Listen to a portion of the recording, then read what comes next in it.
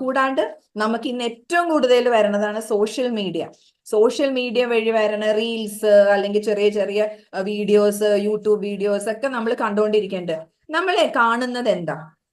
Full negative ആണോ, അല്ലെങ്കിൽ full എന്താ പറയാ ആൾക്കാരെ കുറ്റം പറയണതോ, അല്ലെങ്കിൽ നമുക്ക് നമ്മുടെ നന്മയ്ക്കോ അല്ലെങ്കിൽ നമ്മുടെ ഗ്രോത്തിനോ തടസ്സം നിൽക്കുന്ന കാര്യങ്ങളാണെന്നുണ്ടെങ്കിൽ നമ്മൾ എന്തിനത് കാണാൻ നിൽക്കുന്നത്?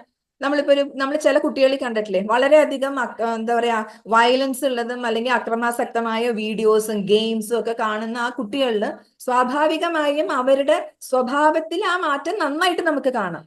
അവരൊരാളെ ഉപദ്രവിച്ച് രസിക്കുക, ഒരാളെ തല്ലി രസിക്കുക, ഒരാൾ പോണ സമയത്ത് ഇടങ്കാലിട്ട് വീഴ്ത്തുക, അല്ലെങ്കിൽ അവനെ കളിയാക്കുക, അങ്ങനെ അവർ അതിനകത്ത് നിന്ന് എൻജോയ്മെന്റ് കാണുന്നു. അത് ആ കുട്ടിയുടെ സ്വഭാവത്തിൽ വളരെയധികം മാറ്റം വരുത്തിയിരിക്കുന്നതാ. നമ്മൾ കുഞ്ഞുങ്ങളെ കണ്ടിട്ടില്ലേ, ചെറിയ കുഞ്ഞുങ്ങൾ സംസാരിക്കാൻ തുടങ്ങുന്ന സമയത്ത് കാർട്ടൂൺ വെച്ച് കൊടുക്കുന്ന പല പാരന്റ്സും ഉണ്ട്.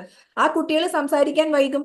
അവർ സംസാരിക്കാൻ വൈകുമ്പോൾ ഉള്ള ഡോക്ടേഴ്സിന്റെ അടുത്ത്, സ്പീച്ച് തെറാപ്പിസ്റ്റിന്റെ അടുത്തൊക്കെ കൊണ്ടുപോയിട്ട് നമ്മൾ വളരെയധികം ടെൻഷൻ അടിക്കും. മിക്കവാറും കുട്ടികളിൽ നമ്മൾ കണ്ടിട്ടുണ്ട് പല സൗണ്ട്സ് ഉണ്ടാക്കും അവര്.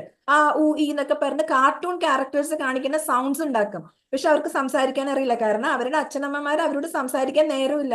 അവരെ ഫുൾ ടൈം ഒരു കാർട്ടൂണിന്റെ മുമ്പിൽ ഇരുത്തിയിട്ട് ആ സൗണ്ടാണ് കുട്ടികൾ പ്രാക്ടീസ് ചെയ്യണം. നേരെ മറിച്ച് എപ്പോഴും അവരോട് നമ്മൾ അമ്മൂമ്മമാരൊക്കെ ഉള്ള വീടുകളിൽ നമ്മൾ ഇങ്ങനെ ആ കുട്ടികളോട് സംസാരിച്ചുകൊണ്ടിരുന്ന നമുക്ക് ആ വ്യത്യാസം, ആ കുട്ടികൾ, ചില കുട്ടികൾ 3-3.5 വയസ്സിലൊക്കെ എന്ത് സ്പഷ്ടമായിട്ട് സംസാരിക്കണേ അറിയും, വളരെ ക്ലിയർ ആയിട്ട് മലയാളമൊക്കെ സംസാരിക്കണേക്കാം. ഇത് മുഴുവനും ഞാൻ നേരത്തെ പറഞ്ഞ അസോസിയേഷൻ. അതേപോലെ തന്നെയാണ് നമ്മുടെ ഓരോരുത്തർക്കും നമ്മുടെ അസോസിയേഷൻ അതൊരു ഫാക്ടർ തന്നെയാണ്.